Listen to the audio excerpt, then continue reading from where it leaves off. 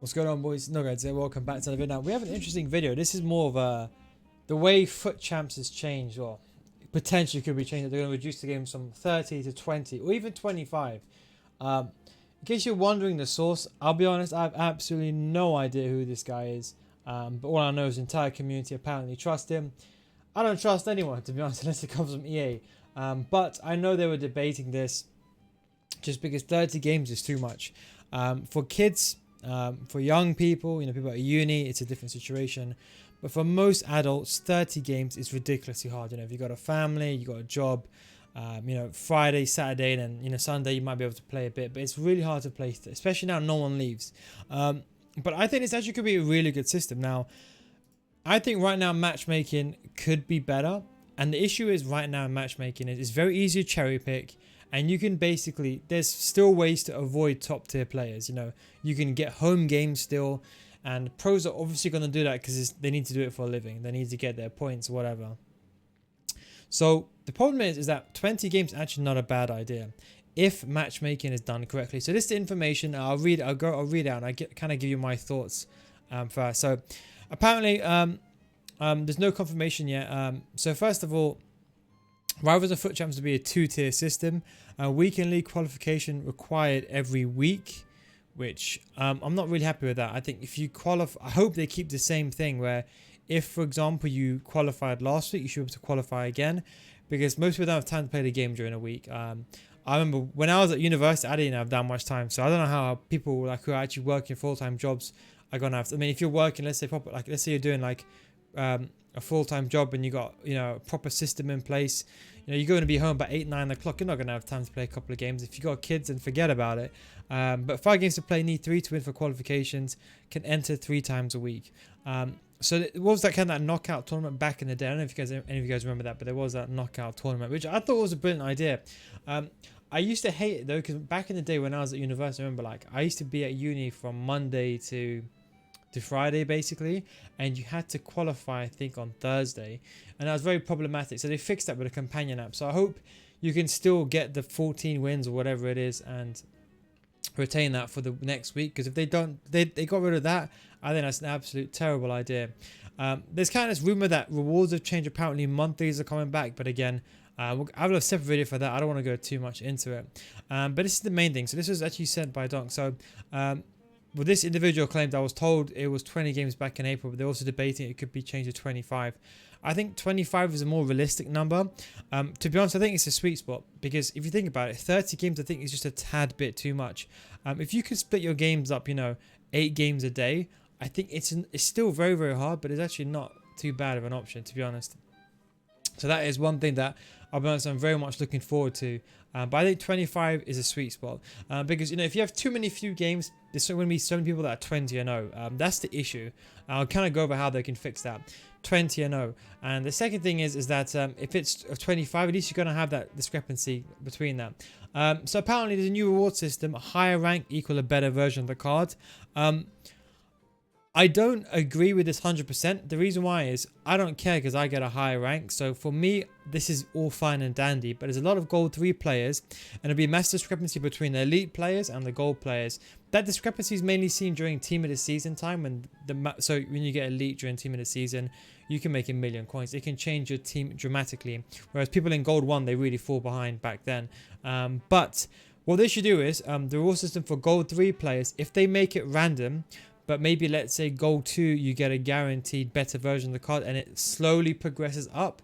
That might be a feasible system. So as long as the Gold 3 players can still get anyone at random, at least that way they still got a chance. The biggest misconception is Gold 3 get good pack luck. They don't. It's because there's so many people that are in Gold 3, and when they flock to social media and say, oh, I got Neymar from finishing Gold 3, everyone's like, oh yeah, I wish I should have finished Gold 3. I've gotten Gold 3 this entire year. I stopped before everyone has a heart attack. I stopped at Gold 3. Countless of times now, I was 14-0. It wasn't like I had a bad record. 14-0, I stopped. I had my wrist injury, and I got no good players. So it's generally speaking, it's just pot luck, and you're just gonna hope to get wherever you can. But that's kind of that on that. So anyway, so in terms of the 20 games a week now, I want to quickly just show you something. So the way matchmaking works, it's it's kind of complicated because EA, they don't really explain how matchmaking works. There's this big misconception on how matchmaking actually works, and there's an ELO system. That's all that we know. And I think they had this in the pitch notes. I'm trying to find this now. Here it is. So this is a FIFA 19. Don't forget, it's not changed at all from FIFA 19. So these are FIFA 19 pitch notes. So we just scroll down to the bottom. This is the most important thing. So again, this would have changed a little bit. So matchmaking. So here it is. So in theory, there's a form system. Okay, so everyone starts at 0. Basically, for every game you win, you get +1. For every game you lose, you get -1. I think your form can be between -15 and +15, from my understanding. And that's the range, basically. But what happens is you find that people could be, so I will be 14-0 and I'll only be playing someone who's like 8 and 9 sometimes. So the reason why I was saying is if they are going to do this system, it could be done. Don't forget, you can follow me on Twitter, by the way, twitter.com/Neil, guys. Link will be down below in the description as well. Probably going to be doing some giveaways as well. But yeah, I think realistically, if they revamp the ELO system, it'll work. Because you see, right now is if you're, I've been 20-0, 21-0, and I'm still playing, for example, or 23-1, or 20-1. I'm still playing Gold 2 players sometimes. Most times it's elite players at that obviously that ranking. But I think realistically, the way they can do it is, if you win a game, you can only play someone on a similar rating to you.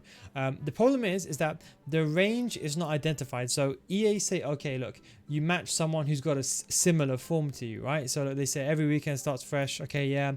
And then they are paired with similar form.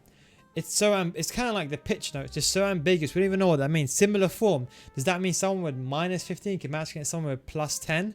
Is that possible? Is that considered similar form? Or is it only, like let's say someone who's got a form of 7, maybe can only match someone with a form of, like, it can either be 4 or maybe 8 or 9 or whatever. So they don't explain it. That is the biggest issue, because we don't know what the radius, or so the range is. We don't know. So the way I think they're going to have to implement this is they're going to have to reduce the range. So let's say I've won 7 games and I lost 3. In theory, I'll have an ELO of 4 or +4. And therefore, the range of people that I could compete is people that either +1 or +7 or whatever. So 3 on each side or whatever. I don't know how they would. Maybe they have the off-tail one. Maybe they off-tail the losses a bit more, just to make it a bit more in line. But they're never going to tell us this. But that's the way. That's not how the system is now. But that's how the system should be. That's why if you go over to these skill games, you see that some people, for example, are playing players and they're not even having the same skill rating. So that should probably be a very much good fix. But this way, it's. I think it'll give you, because you see, Gold 3. A lot of players are Gold 3 and are not actually Gold 3 standard. Shockingly, the most common mistake is a lot of players in the lower divisions, they don't understand that they're forgetting the basics, and they do all this nonsense gameplay, and then what they do is they face someone who's on the same level as them and they flop. That's how people lose 8 games in a row. They don't lose because of the games against them. They lose because they don't know what they're doing. It's the truth. Half people I see, they don't have to play FIFA. I'm not joking. The basics are not even done. It's unbelievable, because everyone's too busy Googling some YouTube video on how to abuse a mechanic. Why do you don't teach the bridge? Because you don't learn to get better that way. But if you learn the basics... Okay, but anyway. But yeah, so ELO, whatever you want to call it, matchmaking. So that's the only issue is... I don't know why these guys are crying, to be honest. But the only issue is that... will there be more 20-0s? In theory, I think it just depends on the range. But the only thing is matchmaking. So I know, for example, I've got friends in Australia and they say, for example, to find a game is very much impossible. So if they could somehow have a system where if you're in a certain region, like LATAM, like if you live in Australia, for example, if you're in any of those countries or that region, because in the Europe, let's be honest, in the continent of Europe, for example, let's be honest, it's very easy to get a game. You can get it almost instantly, but in those regions you can't. So they can have a modifier for each region. Like if, for example, you can't find a game within 10 iterative searches or whatever it is, then what it does, it pairs you with the next best player. Of course, you can try to cheat the system that way. I'm sure people will try to cheat that system, but that might be the most feasible option. So it's a good thing going forward. I think it is. FUTCHAMPS will be harder now. For me, FUTCHAMPS is a very casual game mode for my skill level. Like Division 1 is a bit of a joke. If you go again above 2k skill rating, you have to be mad to play Division 1, I'll be honest. But I think that way you prevent the 20 and 0s, and this way pros will be playing each other. I mean, pros are playing each other. There shouldn't be that many. So there'll be maybe like a few 20 and 0s, but it shouldn't be as many. But we'll see how that kind of transpires. But again, I think the most important thing is range. Maybe when someone is 50 and 0, they can only play someone that's unbeaten, given they take the pool of players that are searching, and whoever's for example unbeaten has to match someone who's unbeaten as well, at plus 15, let's say. And I think that would be a good system, because there's lag compensation, or in theory there is anyway, so it doesn't matter about the connection at that point. But that's kind of my opinion on the 20 games, I think, or 25. I think 25 would be a good idea, be a very, very good idea. Let's see how that transpires in the game. Anyway guys, thanks for watching, take it easy, and I'll catch you next time. Peace out, boys.